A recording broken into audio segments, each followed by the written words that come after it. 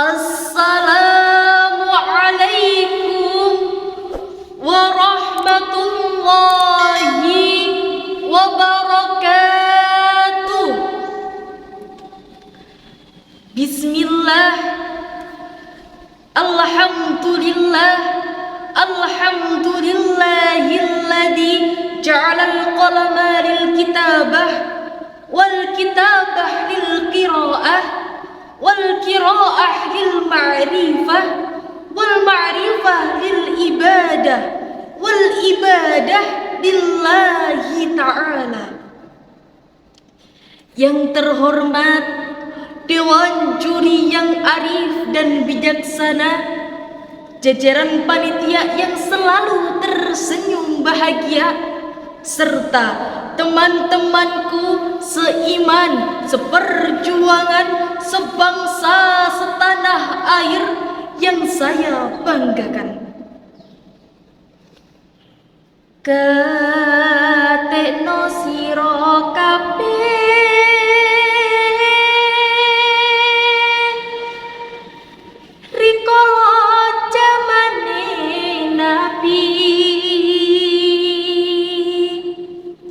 sahabat tabi'in lan para wali,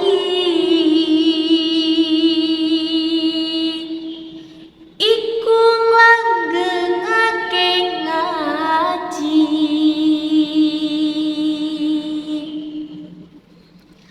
Hadirin sedulur dai rahimakumullah, pada kesempatan kali ini perkenankanlah saya menyampaikan sedikit uraian dengan judul pentingnya etika Islam dalam pengembangan kesehatan mental.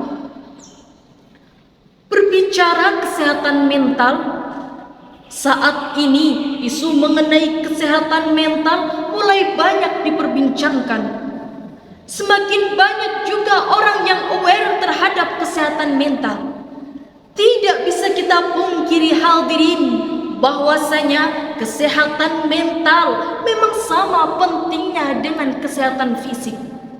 Namun walaupun begitu, saat ini masih banyak orang-orang, terutama para remaja, yang sering mengabaikan kesehatan mental sehingga mereka mengalami gangguan kesehatan mental.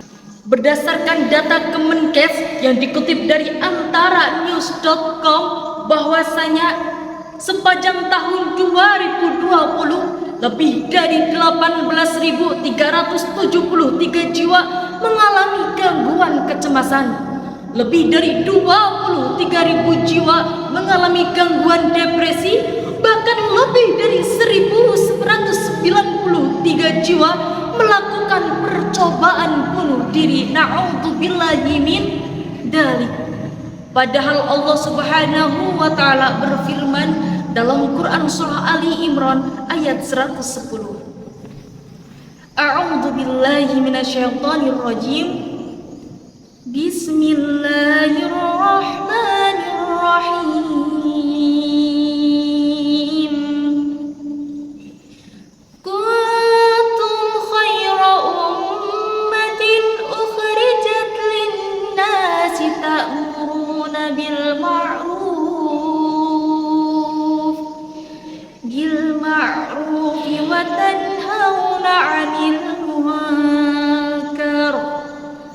Ayat tersebut menjelaskan kepada kita bahwasanya Allah Subhanahu wa taala memerintahkan kepada kita untuk selalu berbuat baik dan melarang kita dari segala kemungkaran.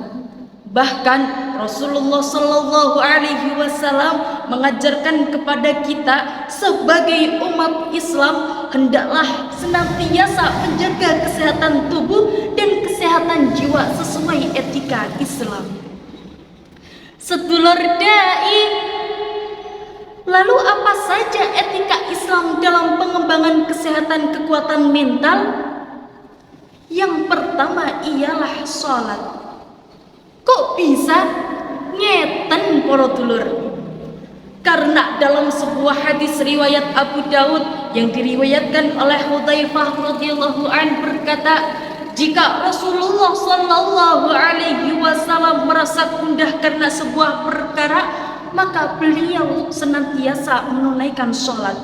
Oleh karena itu, sebagai umat Islam, marilah kita menunaikan sholat agar kita lebih dekat dengan Allah dan jiwa kita selalu damai dan tentram.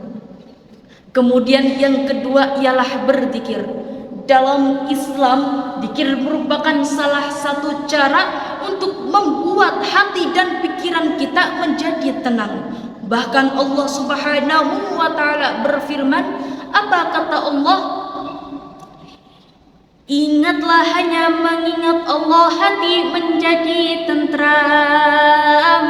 Quran surah Ar-Ra'd ayat 23. Yang terakhir, selain menunaikan sholat dan berzikir, Allah Subhanahu wa Ta'ala memerintahkan kepada kita untuk selalu membaca Al-Quran. Sebab hal ini merupakan salah satu cara untuk terapi psikiatri yang efektif yang dapat diterapkan oleh jiwa manusia. Seperti yang dikatakan oleh Hatari pada tahun 1997 bahwasanya Al-Quran sejatinya obat yang paling ampuh dan menyehatkan bagi jiwa manusia. Hadirin sedulur dai rahimakumullah.